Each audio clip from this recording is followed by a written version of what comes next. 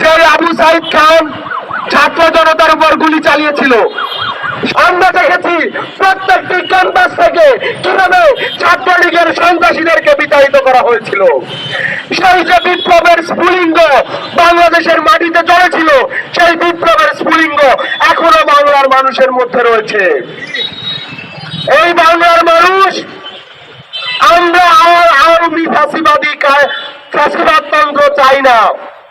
আমরা বাংলাদেশে গণতন্ত্র চেয়েছি, গণতন্ত্র পেয়েছি। আমরা বাংলাদেশের সংস্কার চাই এবং বর্তমান সরকারকে এই সংস্কার অবশ্যই বাস্তবায়ন করতে হবে।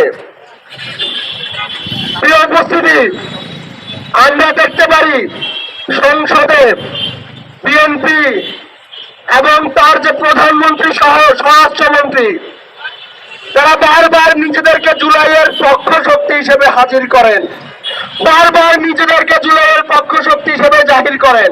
কিন্তু আমরা দেখতে পাই তাদেরই পাশে বসে থাকা সংসদ সদস্য ফজলু এবং নীলুফার মনিরা টকশোতে বসে এই জুলাইকে মেটিকুলাস ডিজাইন কিংবা ষড়যন্ত্র হিসেবে আখ্যা দেয়।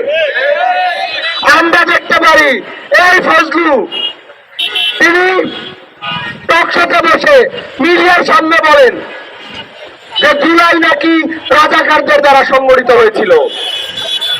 আপনি যদি জুলাইয়ের পক্ষ শক্তি হয়ে থাকেন মিস্টার প্রধানমন্ত্রী, তাহলে অবশ্যই আপনার পাশে বসে থাকা এসব কুলাঙ্গারদেরকে শায়েস্তা করতে হবে।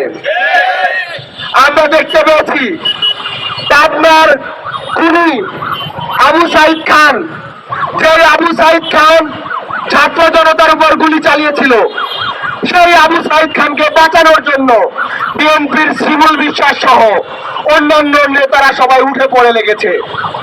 তার বিরুদ্ধে কথা বলায় বিএনপি, স্থানীয় বিএনপি থেকে এনসিপি কে নিষিদ্ধ ঘোষণা করেছে পাবনাতে।